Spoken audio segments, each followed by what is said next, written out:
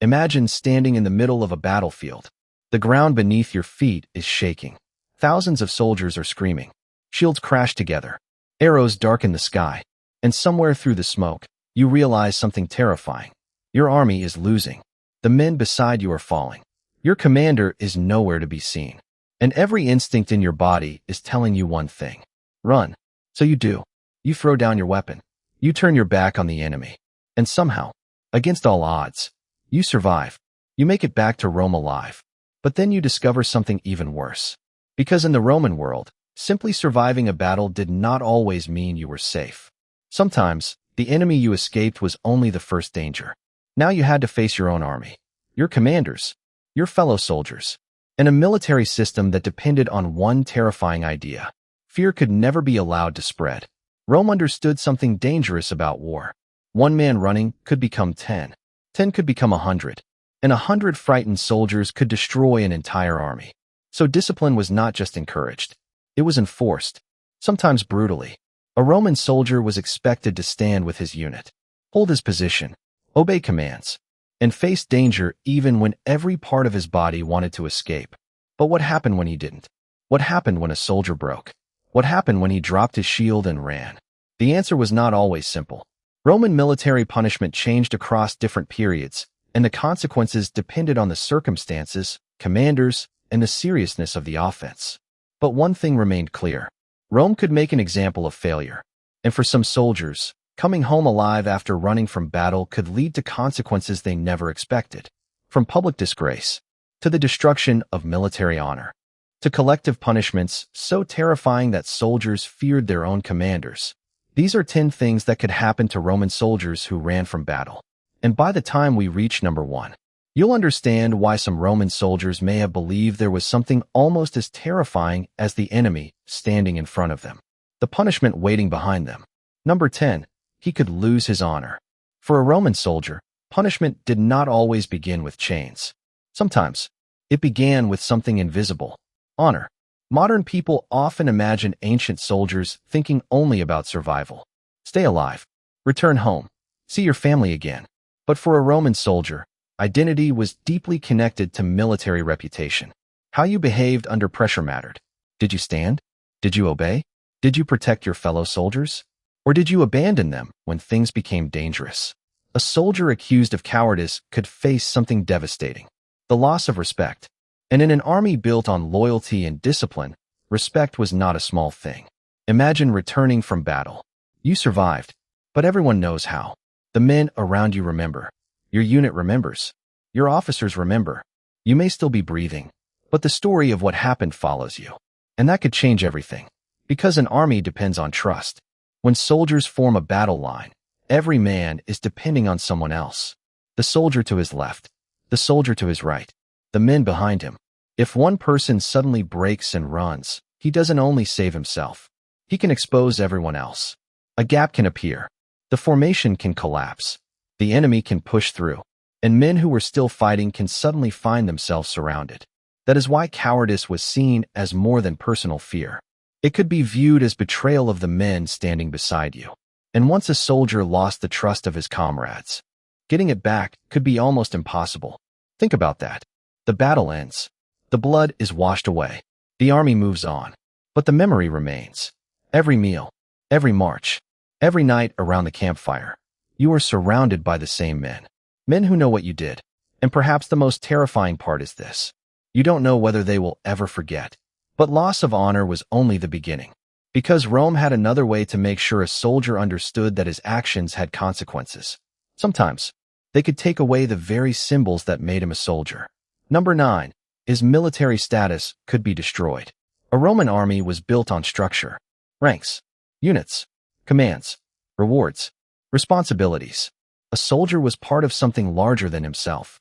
His identity was connected to his unit and his place within it. But serious military offenses could threaten that position.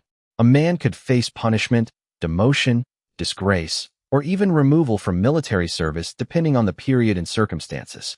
And imagine what that meant psychologically. One day, you belonged to one of the most powerful military organizations in the ancient world. You were the equipment. You march with your unit. You share the dangers. You are part of the army. Then suddenly, You are no longer trusted, no longer respected, no longer treated the same way. For a professional soldier, this could mean losing far more than a title. Military service could bring rewards, pay, status, a sense of belonging, the possibility of recognition, and all of that could be placed at risk by serious misconduct. But Rome didn't just rely on official punishment. The system had something else, something every soldier understood: public humiliation. Sometimes the punishment itself was not the only message. The people watching were part of the message. If an entire unit saw one soldier disgraced, they learned something. If soldiers watched someone lose his status because he failed under pressure, they understood what could happen to them. And Rome wanted discipline to be remembered, not only by the punished man, but by everyone around him.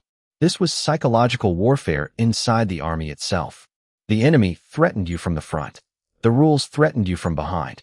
You were expected to stand in the middle and never break. But what if one soldier running wasn't the problem? What if an entire group failed? What if a whole unit broke formation and fled? Then Rome could respond in a way that was far more frightening. Because sometimes, one man's actions became everyone else's problem. Number 8. His entire unit could suffer. This is where Roman military discipline becomes especially terrifying. Rome understood that armies fight together, and sometimes they could be punished together too. Imagine you personally stood your ground. You didn't run. You followed orders. You fought. But the unit beside you collapsed. Men fled. The formation failed. And your commanders decided that the entire group had disgraced itself. Now suddenly, your own fate may be connected to what everyone else did. Collective punishment created a terrifying kind of pressure. You weren't only responsible for controlling yourself. You had a reason to care about the courage of the man standing beside you. If fear began spreading through the ranks, it had to be stopped. Fast. Because panic is contagious. One soldier turns around. Another sees him. Then another. Suddenly someone shouts that the battle is lost. Nobody knows whether it's true. But fear moves faster than information. And within seconds, a disciplined army can become a crowd running for its life. Roman commanders knew this danger. That is why maintaining order could become more important than mercy.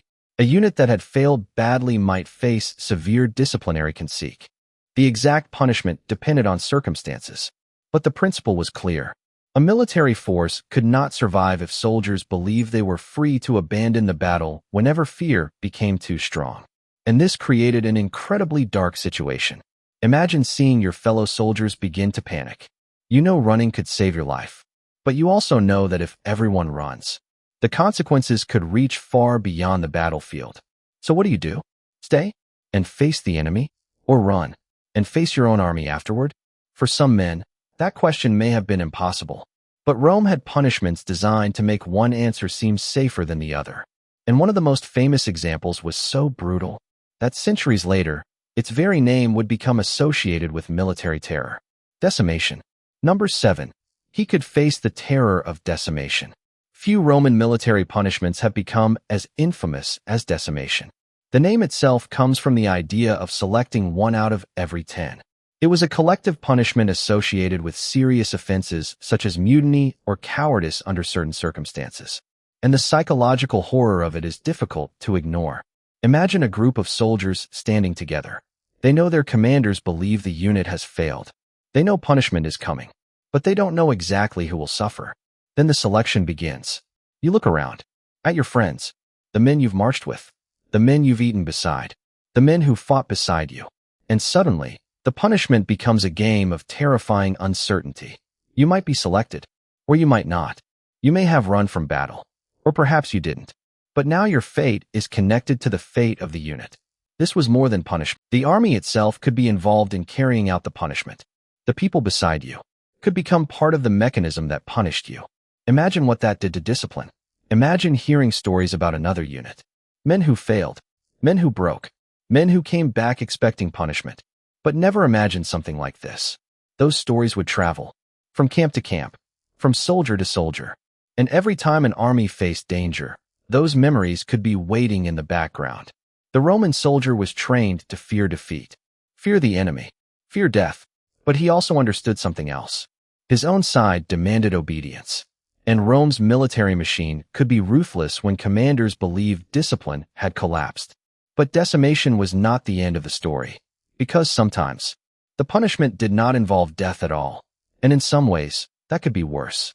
There were punishments designed to strip soldiers of comfort, status, and dignity, to remind them, every single day, that they had failed.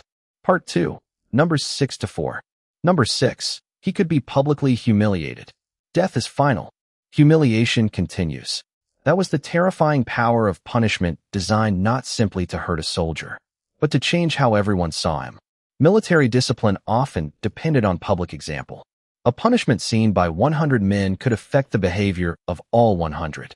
So imagine standing before your own unit. Not as a hero, not as a survivor, but as an example of what not to become. Your comrades watch. Your officers watch. The people whose respect you once had now see you being disgraced. For a warrior society, reputation could be a form of survival all by itself. A respected soldier could earn trust, recognition, opportunity, but disgrace could follow a man through his military life. And Rome understood the power of shame. Physical pain eventually ends, but memory can continue. You could heal from a wound. You could recover from exhaustion.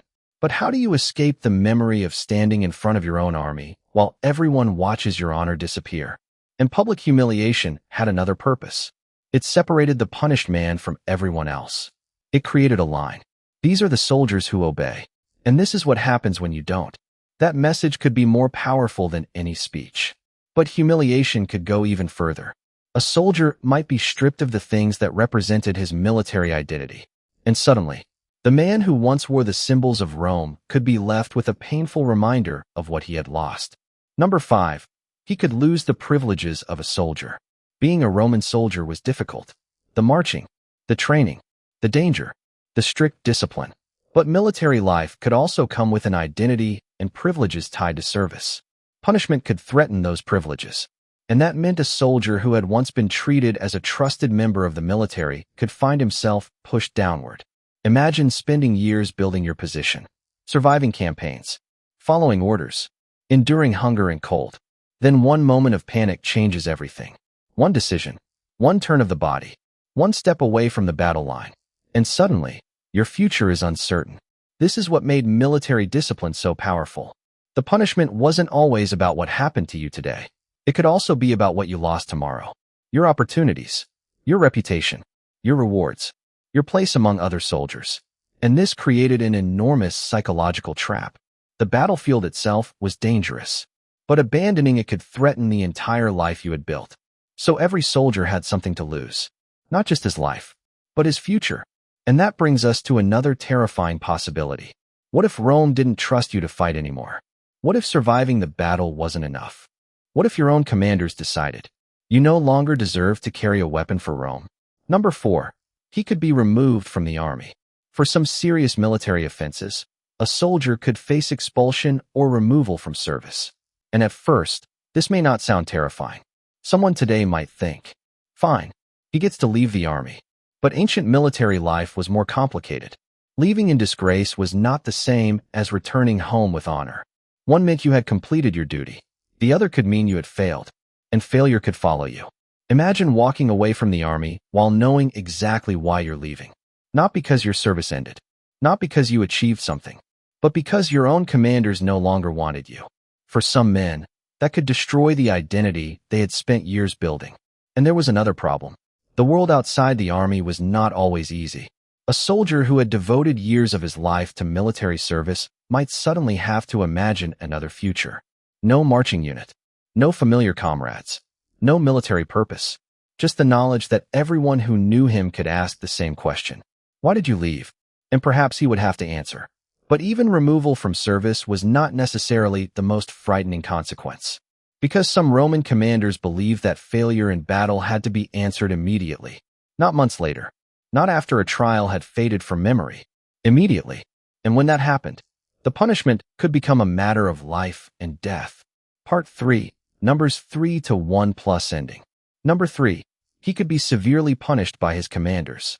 Roman military discipline could involve harsh physical punishment. The army demanded obedience because commanders were responsible for keeping thousands of armed men under control. And when discipline failed in the middle of war, the consequences could be deadly. A commander could not always afford hesitation. Imagine the situation. The army is still in enemy territory. The battle is over. Some soldiers fled. Others held their position. The commander now has a problem. If he appears weak, what happens in the next battle? Will more soldiers run? Will rumors spread that there are no consequences? Will discipline collapse completely? So punishment could become a statement, a message delivered to the entire army. And the darker the circumstances, the harsher that message could become. This is important to understand. Rome was not one single unchanging system across all centuries. Different eras and commanders handled discipline differently. But Roman military culture was famous for placing enormous importance on order and obedience. A soldier was expected to be controlled, not by fear, not by instinct, but by discipline. That was the ideal. And when fear defeated discipline, the commander might decide that punishment was necessary to restore it. But there was one punishment that went beyond the individual, one that showed Rome's willingness to make entire groups fear the consequences of failure. And we've already mentioned its name. Now imagine being one of the soldiers forced to live with its aftermath. Number 2. He could watch his comrades suffer for the unit's failure. This may have been one of the darkest psychological consequences of collective punishment. Imagine you ran. You survived. But now other men are suffering because of what happened. Perhaps some of them were your friends. Perhaps some fought bravely. Perhaps others simply belonged to the wrong unit at the wrong time. And now the failure has become bigger than you. This is what collective discipline could do. It could turn fear. Military life wasn't built that way. Your shield affected the formation. Your position affected the soldier beside you. Your courage or panic could affect everyone. That is why Rome treated battlefield discipline as a collective issue. An army was a machine, and if one part failed, the whole machine could break. But this also created something horrifying.